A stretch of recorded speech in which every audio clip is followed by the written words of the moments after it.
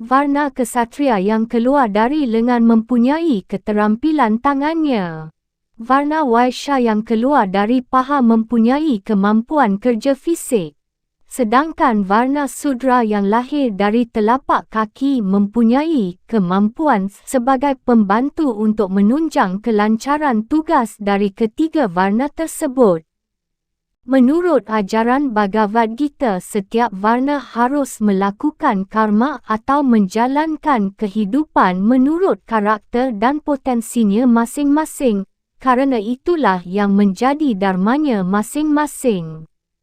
Karenanya, atas dasar dharmanya masing-masing itulah seharusnya tiap-tiap varna menjalani kehidupan untuk meraih keselamatan sejati dan abadi atau moksa. Dalam menjalani kehidupan di dunia ini, manusia akan melalui beberapa tahapan dari lahir hingga matinya, iaitu terbagi ke dalam 4 tahap atau tingkat. Keempat tahapan inilah yang mesti diperhatikan dalam menjalani hidup, sebab keempat tahapan hidup ini akan dilalui oleh siapapun dari varna apapun. Dalam tiap tingkatannya, seorang manusia akan menjalankan peran dan tugas yang berbeza menurut dharma yang harus dijalankan dalam tiap tingkatannya. Pertama adalah brahmacari, iaitu tingkatan hidup di mana tugas pokoknya adalah belajar ilmu agama kepada para pendeta. Kedua adalah grihastha, iaitu tahap melakukan perkahwinan agar mendapatkan keturunan dan menjalankan kehidupan rumah tangga secara baik dan benar. Ketiga adalah wanaprastha, iaitu tahap memasuki masa tua di mana tugas mengurus keluarga telah selesai, maka tugas selanjutnya mengasingkan diri dari kehidupan menuju hutan untuk menjalani kehidupan rohani. Dan keempat adalah bhiksuka, iaitu di mana seseorang yang mengasingkan diri di dalam hutan telah memperoleh pencerahan rohani dan berusaha meraih moksa atau bersatu dengan Tuhan. Untuk mencapai moksa, sesuai dengan karakter dan potensi yang dimiliki manusia, disiapkan jalan atau marga yang berbeza sesuai dengan masing-masing karakter dan potensi manusia tersebut. Jalan menuju moksa ini terbagi kepada 4 jenis atau yang disebut catur marga. Catur marga ini terdiri dari bhakti marga, karma marga, ajnana marga, dan yoga marga. Bhakti marga adalah jalan mencapai moksa melalui sembah bakti terhadap Tuhan, dengan cara duduk meletakkan tangan di atas kepala lengkap dengan mantra dan segala sarananya. Karma marga adalah jalan mencapai moksa melalui kerja keras menjalankan tugas dan kewajibannya menurut ajaran agama. Ajnana marga adalah jalan mencapai moksa dengan ilmu pengetahuan. Dan yoga marga adalah jalan menuju moksa melalui disiplin diri dan konsentrasi jiwa yang diarahkan kepada satu titik perhatian, iaitu Tuhan. Inti dari yoga marga adalah memusatkan atau mengarahkan perhatian hanya kepada Tuhan apapun bentuk perbuatan dan pekerjaannya. Atas dasar ini maka yoga marga ini dapat dilakukan dalam berbagai cara dan bentuk sebagaimana bentuk atau jalan mencapai moksa itu sendiri, bhakti yoga, karma yoga, ajnana yoga, dan raja yoga. Keempat cara yoga ini disebut catur yoga. Bhakti yoga adalah pengetahuan tentang hal-hal yang menyangkut soal menyembah dan bakti kepada Tuhan Yang Maha Esa. Yoga ini dilakukan dengan cara memusatkan pikiran langsung kepada Tuhan Yang Maha Esa. Karma yoga adalah kerja yang ditujukan sebagai bentuk pengabdian hanya kepada Tuhan Yang Maha Esa, tidak ada tujuan lain dari kerja yang dilakukan seperti mengharapkan balasan atau imbalan dari manusia. Ajnana yoga adalah mengarahkan ilmu pengetahuan yang dikuasai hanya untuk pengabdian diri kepada Tuhan Yang Maha Esa. Dan Raja Yoga adalah mengarahkan kesadaran kepada satu kenyataan bahawa segalanya adalah Brahman. Jelas sekali bahawa dalam ajaran Hindu setiap manusia harus bekerja dan beramal sesuai dengan swadharmanya, artinya bahawa setiap orang harus bekerja dan beramal sesuai dengan pengetahuan, keahlian dan dharmanya, dengan penuh pengabdian dan ketulusan guna menciptakan kehidupan yang sejahtera dan mencapai moksa. Cara ini dijelmakan dalam catur marga yang merupakan ajaran etika yang harus diperhatikan dan dijunjung tinggi oleh setiap umat Hindu, kerana tanpa melalui catur marga maka tujuan mencapai kehidupan sejahtera dan meraih moksa tidak akan tercapai. Selain itu ada nilai etika yang berlaku umum untuk semua kelompok dan warna tanpa terkecuali, iaitu yang disebut Samanya Dharma atau Nitya Dharma Sastra. Nitya Dharma Sastra adalah aturan moral dan perilaku yang menjadi alas menuju tercapainya keadaan moksa dan sekaligus juga sebagai lahan bagi manusia untuk meraih kebahagiaan hidup yang paling mudah dan ringan. Bila untuk meraih moksa harus melalui dan menempuh jalan yang berat dan terjal, maka Nitya Dharma Sastra adalah amalan-amalan yang sederhana dan mudah untuk kalangan awam sekalipun. Di dalam Nitya Dharma Sastra, perbuatan manusia dikelompokkan ke dalam dua jenis, iaitu perbuatan buruk yang tidak sesuai dengan ajaran atau dharma agama dan perbuatan baik yang sesuai dengan dharma agama. Yang termasuk ke dalam perbuatan atau perilaku buruk yang mesti dihindari oleh sekalian umat Hindu adalah Sektatayi. 1. Agnida, suka membakar milik orang lain atau marah. 2. Wisada, suka meracuni orang, termasuk menyakiti atau meracuni hati orang lain. 3. Atharva, mengamalkan ilmu hitam. 4. Sastragna, suka mengamuk. 5. Dratikrama, suka memperkosa. 6. Rajapisuna, suka memfitnah. Satripu. 1. Kama, memenuhi nafsu yang berlebihan. 2. Loba, tidak pernah merasa puas. 3. Mada, suka mabuk. 4. Kroda, galak atau pemarah. 5. Moha, bingung. 6. Nekshara, iri hati. 3. Mala paksa. 1. Berfikir jelek. 2. Berkata kotor. 3. Berbuat hina dan kotor. Sedangkan yang termasuk ke dalam perbuatan baik yang dianjurkan untuk dipraktikkan dalam kehidupan sehari-hari adalah Trikaya Parisudha. 1. Manacika, berfikir baik.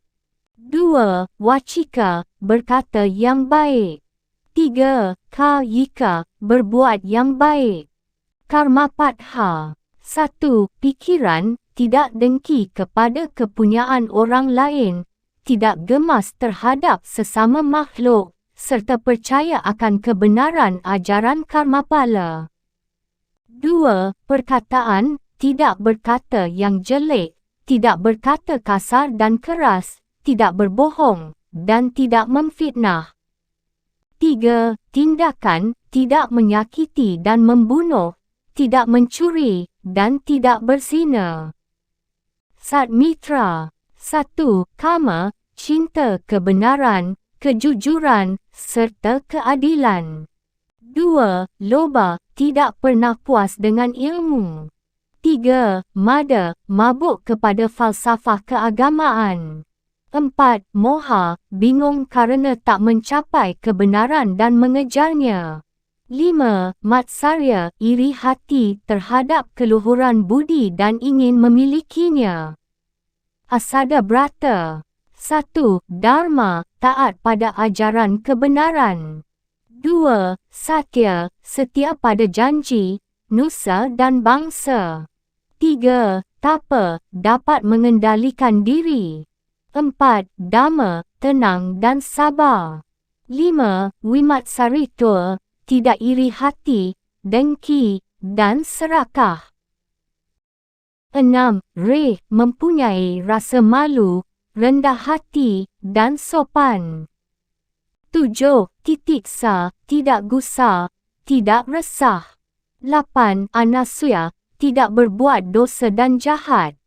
9. Yajna, taat korban atau sembahyang. 10. Dana, pemurah, dan dermawan. 11. Derti, mampu menenangkan diri, menyucikan diri. 12. Kesama, suka memaafkan. Dasa indria. 1. Srotendriya, mampu mengendalikan dari mendengarkan perkataan buruk. 2. Twakindriya, mampu mengendalikan alat peraba. 3. Granendriya, mampu mengendalikan penciuman. 4. Caksundriya, mampu mengendalikan penglihatan. 5. Wakindriya, mampu menahan mulut dari perkataan buruk. 6. Panindriya, mampu mengendalikan tangan dari mengambil yang bukan milik. 7. Payundriya, mampu menahan kentut dan buang air besar sembarangan. 8. Jihwendriya, mampu mengendalikan pengecap lidah. 9. Padendriya, mampu mengendalikan langkah kaki. 10. Pastendriya, mampu mengendalikan nafsu birahi. Aliran-aliran agama Hindu. Ada beberapa aliran yang timbul dalam Hindu, di antaranya adalah aliran Samkhya dan aliran Vedanta. Aliran Samkhya menganut pandangan bahawa segala wujud terdiri atas dua anasir kekal yang berdiri sendiri, akan tetapi keduanya dapat bertemu pada diri manusia. Kedua anasir itu adalah Purusha sebagai aspek jiwa dan Prakriti sebagai aspek jasmani. Di saat kedua anasir ini bersekutu dalam diri seorang manusia, maka manusia itu akan mengalami samsara atau penderitaan. Namun sebaliknya, bila dua anasir itu terpisahkan dalam diri seorang manusia, maka manusia itu akan meraih kebahagiaan abadi. Cara memisahkan dua anasir itu dengan melakukan perenungan yang mendalam, sehingga tercapai kesadaran bahawa keduanya merupakan sumber dari kebahagiaan dan penderitaan hidup. Inilah satu-satunya cara untuk memisahkan dua anasir tersebut. Jadi pemisahan itu bergantung pada kesadaran pribadi seseorang akan kedua anasir tersebut, tidak melalui cara lain, bahkan tidak juga atas bantuan para dewa. Terjadinya persekutuan antara dua anasir itu, Purusha dan Prakriti, yang menimbulkan penderitaan adalah disebabkan oleh tiga hal, iaitu 1. Adanya Satya, iaitu dasar perenungan, kesempurnaan dan kemurnian. 2. Adanya Rajas, iaitu dasar kemampuan berkembang atau berubahnya hawa nafsu. 3. Adanya Tamas, iaitu dasar kegelapan dan kejahatan. Sedangkan aliran Vedanta yang dikembangkan oleh Shankara menekankan pada Brahman sebagai zat yang Maha Esa, tak dapat dipikirkan oleh akal dan tak dapat dikenali oleh indera. Brahman inilah hakikat dari segala yang ada, sedangkan segala sesuatu bersumber darinya, dan oleh karenanya bersifat nisbi dan semu wujudnya. Sebagai zat yang tak dapat dipikirkan akal dan dikenali indera, Brahman hanya dapat dirasai dengan kesadaran rohani dengan cara memusatkan perhatian kepadanya, sehingga mencapai keadaan anubhana atau ekstasi. Untuk mencapai keadaan ini, diperlukan pengetahuan mutlak yang terbebas dari panca indera atau nirguna. Orang yang mengamalkan ilmu nirguna akan mencapai kebahagiaan abadi dalam nirvana atau surga.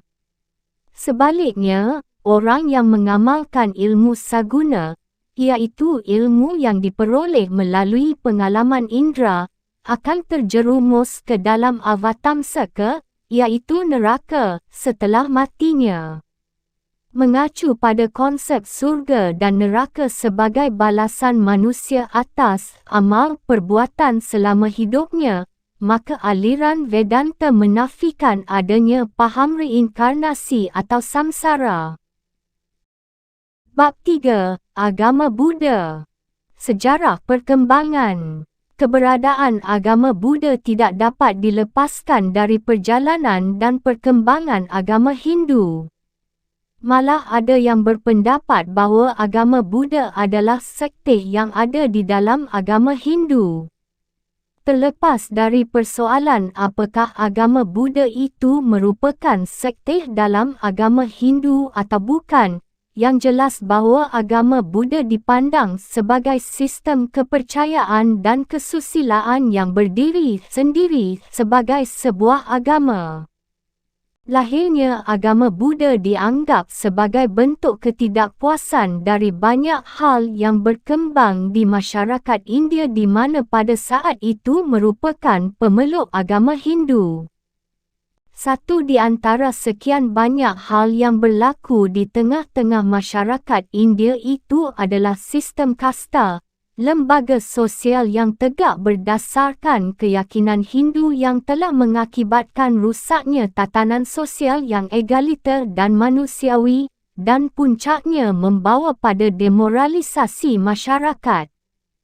Kenyataan seperti inilah yang salah satunya memicu seorang anak muda yang bernama Siddhartha dari keturunan kasta Kshatriya melakukan perlawanan terhadap sistem yang berlaku.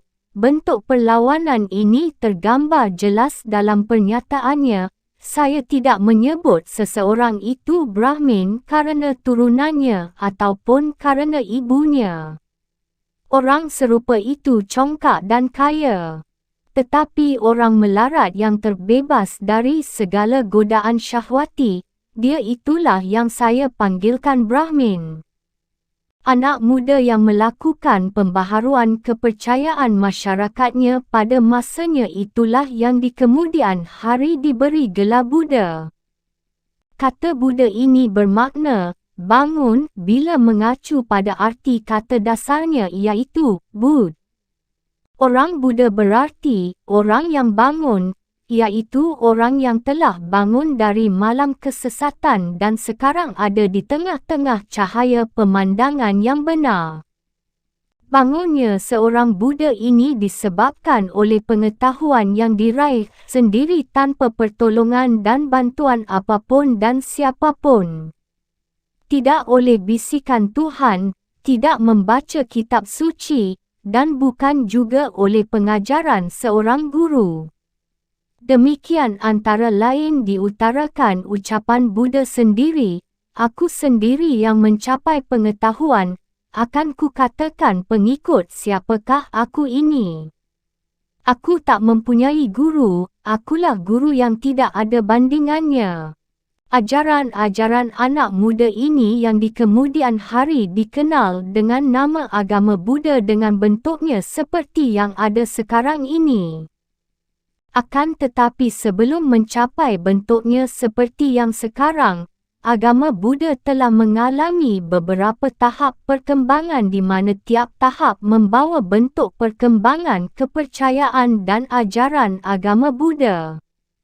Untuk tahap perkembangan agama Buddha sendiri berlainan pendapat di kalangan para ahli. Ada yang berpendapat 3 tahap, ada yang 4 tahap dan 5 tahap. Untuk memberikan wawasan dan perbandingan pandangan, baik kiranya semua pandangan tentang tahap perkembangan agama Buddha akan dipaparkan sebagaimana berikut ini. 1. Pendapat yang membagi perkembangan agama Buddha kepada 3 tahap. Tahap perkembangan agama Buddha dapat dibagi dalam 3 tahap, iaitu tahap pertama, abad ke-5 sebelum Masehi sampai ke-3 sebelum Masehi. Tahap kedua, abad ke-3 sebelum Masehi sampai abad ke-2 Masehi. Dan tahap ketiga, abad ke-2 Masehi sampai abad ke-20 Masehi. Perkembangan tahap pertama. Setelah Siddhartha Gautama wafat pada tahun 483 sebelum Masehi, tidak ada yang menggantikan kedudukannya. Yang tertinggal berupa ajaran-ajaran pokok beliau yang pada saat itu belum dibukukan, hanya mengandalkan daya ingat pengikut setianya. 100 tahun setelah Buddha Gautama wafat, para pengikutnya mengadakan muktamar pertama di Rajgraha yang dihadiri oleh 500 orang rahib. 2 orang di antaranya dipandang sebagai orang yang hafal benar ajaran-ajaran asli Sang Buddha. 2 rahib itu ialah Upala yang di kemudian hari diyakini sebagai penyusun kitab Vinaya Pitaka, dan Ananda yang diyakini sebagai penyusun kitab Sutra Pitaka. Keputusan yang dihasilkan dalam muktamar ini adalah pelarangan mengubah aturan-aturan hidup para rahib. Namun keputusan ini tidak diterima secara bulat oleh para rahib, kerana rahib dari Waisali menentangnya dan membuat aturan-aturan sendiri. 100 tahun setelah muktamar pertama diadakan lagi muktamar kedua, yang secara khusus diadakan untuk menyalahkan keputusan rahib Waisali. Keputusan ini menimbulkan 2 kelompok, yang mendukung dan yang menolak. Kelompok yang mendukung dianggap kelompok ortodoks disebut dengan nama golongan Stawirawada, yang artinya jamaah para murid, sedangkan yang menolak dianggap kelompok perubahan yang disebut dengan nama Mahasamgika, yang artinya jamaah anggota besar. 2 kelompok inilah yang menjadi cikal bakal lahirnya mazhab Hinayana, yakni mazhab ortodoks, dan Mahayana, mazhab pembaharu. Perkembangan tahap kedua. Pada masa kekuasaan Raja Asoka, agama Buddha tersebar luas ke arah barat hingga Persia dan ke arah utara hingga ke daratan China, sehingga mendorong Raja Asoka mengadakan muktamar ketiga di Pataliputra. Salah satu hasil dari muktamar ini adalah memutuskan berlakunya satu kitab suci lagi untuk agama Buddha, iaitu kitab Abhidharma Pitaka. Dengan demikian ada 3 kitab suci pegangan umat Buddha pada saat itu, iaitu Vinaya Pitaka, Sutra Pitaka dan Abhidharma Pitaka, yang disebut dengan nama Tripitaka. Setelah muktamar yang ketiga diadakan, muktamar yang keempat di Jalandhara pada abad ke-2 Masehi atas anjuran Raja Kaniska. Pada muktamar ini hanya diikuti oleh kelompok Mahayana, sehingga terjadi perpecahan yang nyata di dalam agama Buddha, antara kelompok Mahayana dan Hinayana. Perkembangan tahap ketiga. Setelah muktamar keempat yang menimbulkan perpecahan nyata di dalam tubuh umat Buddha, agama Buddha dengan masing-masing mazhab mengalami masa keemasan di India untuk masa beberapa abad. Mazhab Hinayana terdiri atas 2 aliran, iaitu aliran Theravada dan Sarwastivada. Sedangkan mazhab Mahayana terpecah ke dalam beberapa aliran di antaranya Madhyamika dan Yogacara. Pada masa ini agama Hindu tersebar luas ke wilayah Asia seperti China, Korea, Jepang, Thailand, dan Indonesia. pendapat yang membagi perkembangan agama Buddha kepada 4 tahap. Perkembangan tahap pertama. Setelah Sang Buddha wafat, terjadi perbezaan pendapat di antara para bikhu. Satu kelompok ingin tetap mempertahankan ajaran Buddha yang murni dan kelompok lain ingin mengadakan perubahan. Para bikhu yang ingin tetap mempertahankan ajaran Buddha kemudian mengadakan pasamuan bertempat di Rajagraha. Tujuan utama pasamuan ini ialah mengumpulkan kembali semua ajaran-ajaran Buddha. Usaha tersebut menghasilkan kumpulan ajaran Buddha dalam 3 Pitaka yang belum dikitabkan. Dari sumber inilah kelak kita kenal kitab Tripitaka sekarang ini. Perkembangan tahap kedua. 100 tahun setelah persamuan pertama diadakan kembali persamuan yang kedua bertempat di Vesali. Persamuan ini dimaksudkan untuk menanggapi kelompok bikhu yang ingin mengadakan perubahan terhadap Vinaya yang dianggap terlalu berat.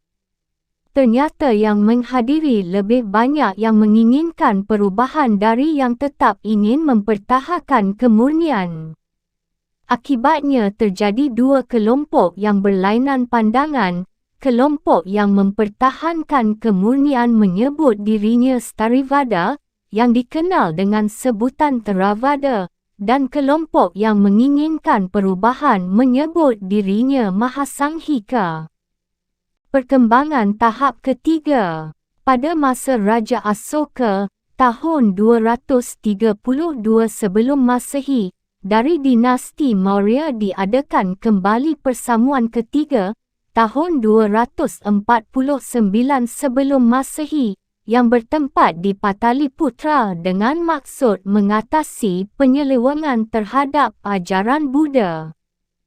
Persamuan yang hanya didukung oleh kelompok Theravada ini diputuskan satu kitab Pitaka lain yang dinamai Abhidharma Pitaka dan pemilihan utusan penyebar agama untuk dikirim ke wilayah barat dari Mesir hingga Yunani dan ke wilayah timur sampai ke Asia Tenggara.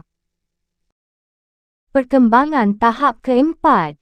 Pada tahun 83 SM golongan Theravada mengadakan persamuan keempat di Sri Lanka, sedangkan golongan Mahasanghika atau golongan Mahayana mengadakan persamuan di Afghanistan. Semenjak itu kedua golongan berpisah semakin jauh terbuang dari tanah kelahirannya, menyebar ke wilayah Asia Timur dan Tenggara. Pendapat yang membagi perkembangan agama Buddha kepada 5 tahap. Perkembangan tahap pertama.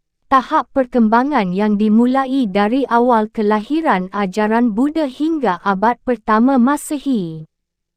Suatu perubahan besar dalam kepercayaan Buddhisme terutama terkait masalah diri Buddha, semula dipandang sebagai sosok guru agung yang dihormati, kemudian seiring perjalanan waktu pandangan itu berubah menjadi pandangan yang menganggap Buddha sebagai sosok suci yang disembah selaku Tuhan. Perubahan pandangan terhadap sosok Sang Buddha memicu munculnya perbezaan dan perselisihan di kalangan pengikut. Maka diselenggarakan sidang-sidang untuk mempertemukan dua pandangan yang berbeza itu, akan tetapi perselisihan tidak dapat diselesaikan. Pada tahap ini juga misi agama telah keluar dari India yang dimotori oleh Raja Asoka, dan dimulai pendirian kuil-kuil yang dihiasi patung-patung Tuhan di dalamnya. Perkembangan tahap kedua, abad pertama hingga abad kelima Masehi. Ajaran Buddha mulai menyebar ke arah timur menuju Benggala, ke arah tenggara menuju Kamboja dan Vietnam, dan ke arah barat laut menuju Kashmir. Pada abad ketiga agama Buddha mulai masuk China, terus menuju Korea dan termasuk ke Kepulauan Nusantara. Pada tahap ini terjadi sinergi antara penyeru agama dengan penguasa, sehingga ajaran Buddha semakin banyak pengikutnya, dan ini menyebabkan terjadi kemajuan yang besar pada kebudayaan Buddha. Perkembangan tahap ketiga. Pada abad ke-6 Masehi hingga 10 Masehi, ajaran Buddha semakin meluas dan membesar, jumlahnya tersebar ke negara Jepang, Nepal dan Tibet. Keadaan ini semakin meningkatkan pengaruh kebudayaan Buddha di negara-negara tersebut dan terjadilah masa-masa keemasan kebudayaan Buddha. Perkembangan tahap keempat.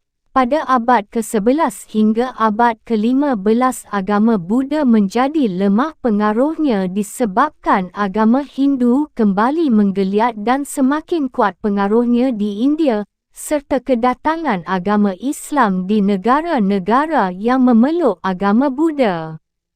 Karena terdesak, maka penyebaran agama Buddha dialihkan ke negara Laos, Mongolia, Thailand dan Myanmar.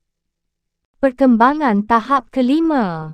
Pada abad ke-16 hingga abad ke-20, agama Buddha terdesak oleh pengaruh pemikiran dan filsafat Barat yang dibawa oleh negara-negara Barat yang menjajah wilayah kekuasaan agama Buddha. Maka dengan kondisi seperti ini, para pemuka agama Buddha mengambil langkah mengkonsolidasikan umat untuk melawan pengaruh pemikiran Barat, namun pengaruh pemikiran Barat itu tidak dapat dibendung, akibatnya terjadi proses saling mempengaruhi di antara dua kebudayaan tersebut. Selain desakan dari pemikiran bangsa Barat, agama Buddha juga harus menghadapi agitasi paham komunis yang berupaya mencengkram dunia dengan ideologi komunis yang ateistis. Pendiri dan pembawa agama Buddha. Agama Buddha didirikan oleh Sang Buddha Gautama.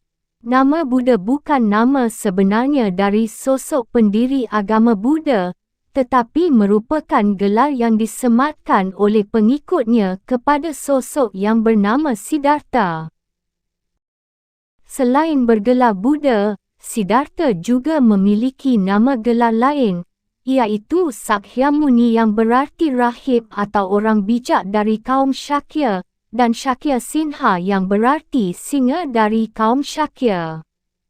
Buddha dilahirkan sebagai seorang pangeran dari keluarga Sakya di suatu negara kecil dekat Nepal, iaitu di India.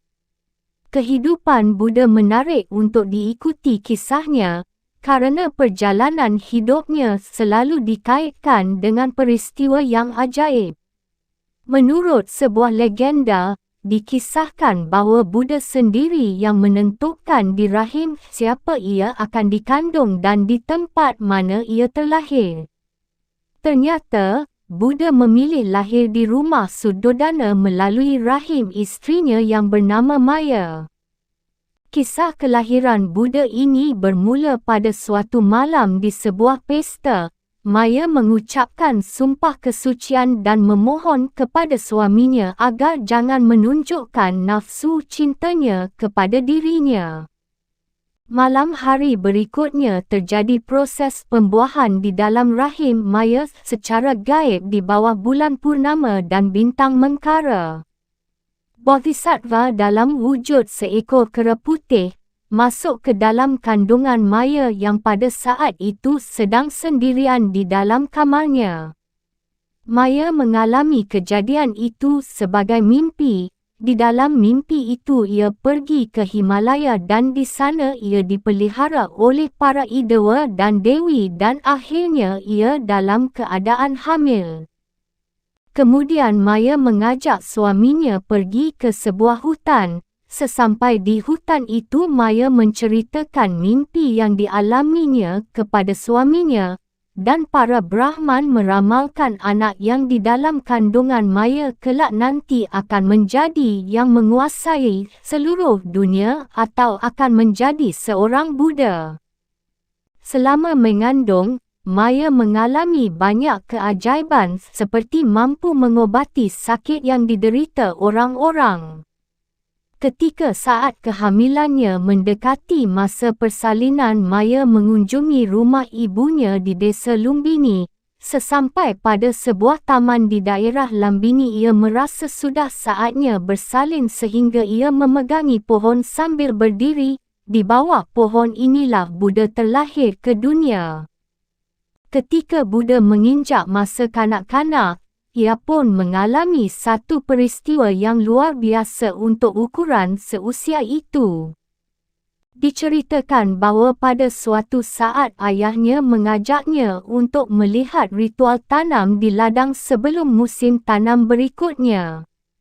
Seperti laki-laki dewasa lainnya, Suddhodana mengambil bagian dalam ritual itu sehingga pengawasan kepada anaknya diserahkan kepada pengasuhnya. Karena ingin menyaksikan acara itu, si pengasuh meninggalkan dan membiarkan Buddha kecil sendiri di tempat duduknya. Kemudian Buddha kecil berdiri dan mengamati setiap hal yang ada di ladang. Di salah satu tempat ia melihat tunas rumput yang telah tercerabut dan serangga serta telurnya yang berada dalam tunas muda itu telah hancur oleh tangan-tangan manusia. Bocah itu memandang ke arah serangga itu dan merasakan kengerian seolah-olah mereka adalah saudaranya sendiri yang baru saja terbunuh. Perasaan ini telah membawa jiwanya melayang-layang untuk sementara waktu oleh rasa agung yang muncul secara tiba-tiba saat ia memperkenankan penderitaan makhluk malang yang tidak berkaitan dengan dirinya untuk ia rasakan sendiri dalam hatinya. Perasaan ikut merasakan penderitaan ciptaan Tuhan itu telah membuatnya merasakan sebuah momen pelepasan spiritual. Dalam keadaan demikian, sang bocah secara naluriah memposisikan dirinya dalam posisi asana, duduk tegak dan bersila. Sebagai seorang yogi yang berbakat alam, ia telah memasuki tahap jana yang pertama, kondisi trans di mana sang pertapa merasakan kebahagiaan, tetapi masih tetap mampu berfikir dan mengendalikan diri. Tidak ada yang pernah mengajarinya disiplin yoga, tapi dalam sekejap anak itu merasakan sukmanya seperti telah melayang. Setelah menganjak masa dewasa, Buddha yang hidup dalam serba berkecukupan, tidak merasakan ketenangan dan kebahagiaan dengan kehidupan yang ia jalani, sekalipun ia bergelimang materi. Mungkin masih dipengaruhi oleh pengalaman di masa kanak-kanaknya menyaksikan penderitaan serangga, Buddha dilanda kesedihan pada masa remajanya oleh penderitaan manusia seperti usia lanjut, penyakit dan kematian. Lazimnya saat itu bahawa orang yang merasakan kegelisahan yang amat sangat akan mencari ketenangan dan pembebasan ke daerah yang terasing untuk melakukan tapa atau samadhi.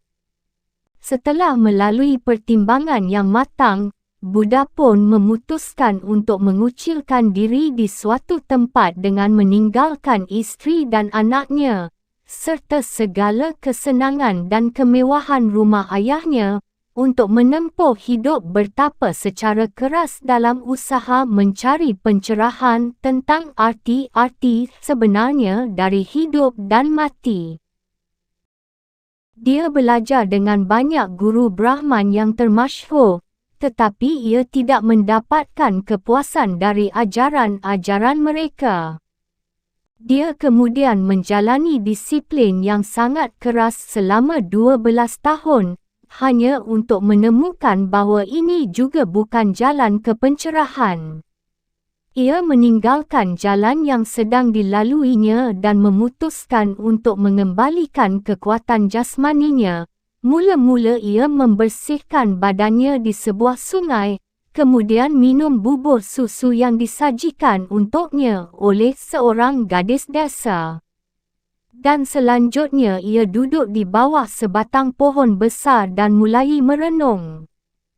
Pada suatu malam di bulan Waisak ketika bulan purnama, di tepi sungai Neranjara di bawah pohon asakta, yakni pohon Bodhi, di saat duduk bermeditasi, datanglah petunjuk kepadanya sehingga ia mendapatkan pengetahuan yang tinggi meliputi hal-hal. 1. Pabbeni Vasanusati, iaitu pengetahuan tentang kehidupan dan proses kelahiran kembali. 2. Dibacakhu, iaitu pengetahuan dari mata dewa dan mata batin. 3. Cuti Upapatana, iaitu pengetahuan bahawa timbul dan hilangnya bentuk-bentuk kehidupan, baik atau buruk, bergantung pada perilaku masing-masing. 4. Asvakayanana, iaitu pengetahuan tentang padamnya semua kecenderungan dan avidya, tentang menghilangkan ketidaktahuan. Dengan telah tercapainya pencerahan tersebut, maka Siddhartha Gautama telah resmi menjadi guru dari manusia atau Acharya manusia. 7 minggu dari peristiwa pencerahan, dan setelah 7 kali bergesa tempat di sekeliling pohon Bodhi, ia didatangi oleh Tapusa dan Baluka yang kemudian menjadi pengikut Buddha yang pertama, dan beberapa waktu kemudian pengikut Buddha bertambah 5 orang, iaitu pengikutnya dulu yang pernah melakukan meditasi bersama-sama dengan Buddha, sampai akhirnya ditinggalkan oleh Buddha yang saat itu memutuskan untuk mengakhiri masa pertapaan. Barulah setelah itu ajaran Buddha tersiar secara luas dan banyak mendapat pengikut. Kitab Suci Agama Buddha. Kitab Suci Agama Buddha sebelum dikitabkan merupakan rekaman para murid dan pengikut atas ajaran-ajaran Sang Buddha Gautama berupa ceramah, kiasan, dan dialog Sang Buddha dengan para murid dan pengikutnya. Bisa dikatakan bahawa Kitab Suci Agama Buddha bukan berisi dari ajaran-ajaran Sang Buddha saja, melainkan juga berisi pandangan dan pendapat daripada muridnya. Selanjutnya oleh para murid ajaran-ajaran agama itu disusun dan dipilah menjadi 3 kelompok utama, iaitu Vitaya Pitaka, Sutra Pitaka, dan Abhidharma Pitaka. 3 kitab utama ini masing-masing terbagi ke dalam beberapa kitab sebagaimana berikut. 1. Kitab Vinaya Pitaka. Secara umum kitab ini mengandung ajaran tentang peraturan-peraturan dan sanksi bagi bikhu dan bikhuni, peraturan-peraturan dan penjelasan tata cara upacara peresmian seorang bikhu dan bikhuni, serta berisi ringkasan dan pengelompokan vinaya untuk dipakai dalam pengajaran dan pelaksanaan ujian. Kitab ini terbagi ke dalam 3 kitab, iaitu Sutra Vibhanga, Khandaka, dan Parivara. 2. Kitab Sutra Pitaka memuat huraian-huraian tentang cara hidup yang berguna, baik bagi bikhu maupun pengikut Buddha secara umum. Di antaranya menjelaskan hal-hal yang salah yang harus dihindari, penjelasan tentang kehidupan yang harus dijalani seorang petapa, pedoman-pedoman penting bagi umat Buddha dalam kehidupan sehari-hari, tuntunan lengkap cara melakukan meditasi.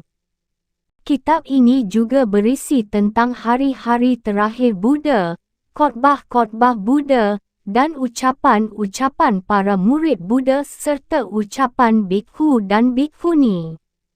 Kitab Sutra Pitaka ini terdiri dari 5 kumpulan kitab iaitu Digha Nikaya, Majjhima Nikaya, Anguttara Nikaya, Samyutta Nikaya, dan Khuddaka Nikaya. Kitab Abhidharma Pitaka memuat filsafat Buddha Dharma yang disusun secara analitis yang mencakup berbagai bidang seperti ilmu jiwa, logika, etika, dan metafisika. Kitab ini terdiri dari 7 kitab, iaitu Dhammasangani, Vibhanga, Datukatha, Puggalapannatti, Katavathu, Yamaka dan Patthana. Sistem kepercayaan. Seorang pengikut Buddha Gautama atau penganut agama Buddha adalah orang yang telah meyakinkan pada dirinya akan 3 pokok keyakinan yang merupakan pintu masuk ke dalam keyakinan agama Buddha yang disebut dengan Triratna, yang bersisi 3 sila iaitu: 1. Saya berlindung di dalam Buddha. 2. Saya berlindung di dalam Dhamma. 3. Saya berlindung di dalam Sangha. Dalam sila pertama disebutkan berlindung di dalam Buddha. Yang dimaksud dengan Buddha ialah Buddha Gautama sebagai pendiri agama Buddha. Umat Buddha wajib menyerahkan hidupnya kepada Sang Buddha yang dipandang bukan hanya sekedar seorang penyeru pertama, tetapi lebih dari itu, diyakini sebagai penjelmaan Tuhan. Sejauh mana sifat-sifat ketuhanan Sang Buddha, maka itu masih diperdebatkan oleh kelompok-kelompok umat Buddha sendiri yang terbagi kepada 2 aliran utama, iaitu Hinayana dan Mahayana. Akan tetapi keduanya sepakat bahawa Sang Buddha bukan manusia biasa, melainkan pribadi yang memiliki sifat-sifat keagungan Tuhan. Oleh karenanya bila ingin mendapatkan keselamatan, maka seseorang harus ada di dalam lindungan Sang Buddha. Sedangkan yang dimaksud Dhamma dalam sila kedua Triratna adalah pokok-pokok ajaran Buddha. Adapun pokok-pokok ajaran Buddha terkandung di dalam khotbah pertama Sang Buddha Gautama di mana saat itu dikatakan, inilah para rahib, kebenaran murni dari penderitaan, iaitu, kelahiran adalah penderitaan, penyakit adalah penderitaan, bersatu dengan orang yang tidak kita cintai adalah penderitaan, perceraian dengan yang kita cintai adalah penderitaan, tidak memperoleh apa yang kita harapkan adalah penderitaan, pendeknya kesukaan kepada unsur kehidupan itu adalah penderitaan. Inilah para rahib, kebenaran murni dari timbulnya penderitaan, keinginan akan penjelmaan kembali, bersatu dengan kegembiraan dan nafsu yang mencari kenikmatan di mana-mana, iaitu keinginan untuk mengecap kenikmatan, keinginan akan kelimpahan kehidupan duniawi, serta keinginan akan kekuasaan. Inilah para rahib, kebenaran murni dari penghapusan penderitaan, meniadakan keinginan itu sama sekali dengan memusnahkan semua nafsu, menyisihkan keinginan, melepaskan keinginan, jangan memberi tempat kepada keinginan. Inilah para rahib, kebenaran murni dari jalan yang membawa kita ke penghapusan penderitaan, iaitu jalan yang terdiri atas 8 bagian, kepercayaan yang tepat, keputusan yang tepat, perbuatan yang tepat, cara hidup yang tepat, usaha dan daya upaya yang tepat, meditasi yang tepat, samadhi yang tepat. Isi dari khotbah Sang Buddha ini dapat disimpulkan ke dalam 4 kebenaran utama atau catur Arya Satyani, dan 8 jalan kebajikan atau hasta Arya Marga, iaitu 4 kebenaran utama. 1. Hidup adalah menderita. 2. Penderitaan itu ada sebabnya. 3. Penderitaan bisa diatasi dengan melenyapkan keinginan. 4. Jalan mengatasi sebab-sebab derita itu terdiri dari 8 jalan, iaitu 8 jalan kebajikan. 1. Pengertian yang benar. 2. Maksud yang benar. 3. Bicara yang benar. 4. Perilaku yang benar. 5. Kerja yang benar. 6. Ikhtiar yang benar. 7. Ingatan yang benar. 8. Renungan yang benar. Empat kebenaran yang dikemukakan Buddha merupakan upaya beliau dalam menjelaskan hakikat kehidupan manusia yang dalam pandangan Buddha, hidup itu merupakan sebuah derita. Suatu penderitaan yang melekat dalam kehidupan manusia dari sejak kelahiran hingga kelahirannya kembali yang tiada pernah putus dan tuntas, karena disebabkan oleh keadaan-keadaan hidup yang menimpa manusia seperti kelahiran, penyakit, menjadi tua, kematian, berpisah dengan yang dicintai, dan bersatu dengan yang dibenci. Letak penderitaan manusia itu bukan pada unsur-unsur atau peristiwa-peristiwa kehidupan yang dialami oleh manusia itu sendiri, melainkan ada pada hasrat manusia yang menginginkan terwujudnya hal-hal yang diinginkan itu. Bila manusia tidak mempunyai hasrat atau keinginan atas kehidupan dunia, maka tidak akan ada apa yang disebut dengan sengsara. Oleh kerana itu, agar manusia tidak mengalami derita hidup, maka ia harus menghilangkan hasrat tersebut. Adapun jalan yang dapat mengantarkan pada hilangnya hasrat itu adalah dengan mengamalkan 8 jalan kebajikan. Dengan mengamalkan 8 jalan ini, seseorang akan terbebas dari derita kerana orang itu sudah meraih kelepasan. Pelaksanaan 8 jalan kebenaran ini dalam praktiknya dapat dikategorikan ke dalam beberapa tahapan atau tingkatan. Pertama, tahap persiapan di mana seseorang harus memiliki kepercayaan yang benar. Tahapan ini merupakan penerapan dari bahagian pertama dari 8 jalan kebenaran.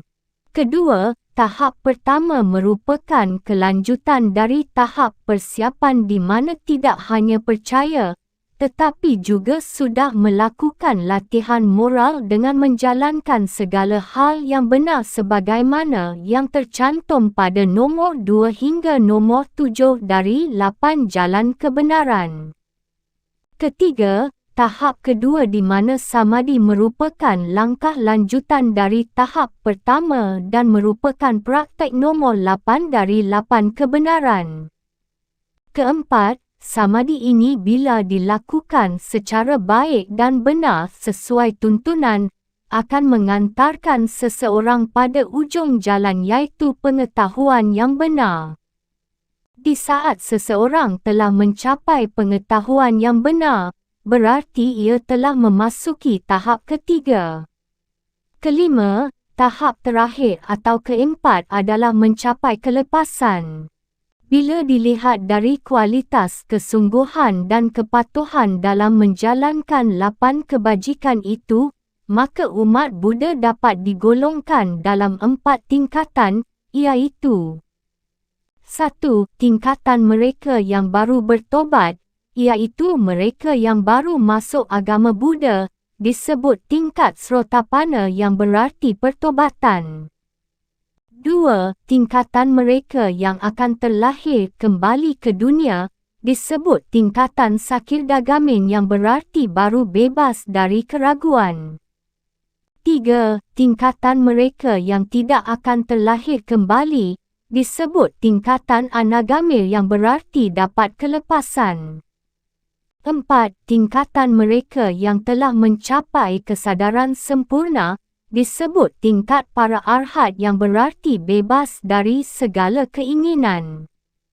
Jadi, kelepasan dari penderitaan itu terjadi apabila diperoleh pandangan atau kesadaran mendalam yang tepat bahawa penderitaan itu secara logis disebabkan oleh kebodohan, seperti yang dijelaskan Sang Buddha di dalam ajarannya tentang hubungan antara sebab dan akibat, atau perumusan dasar hidup manusia.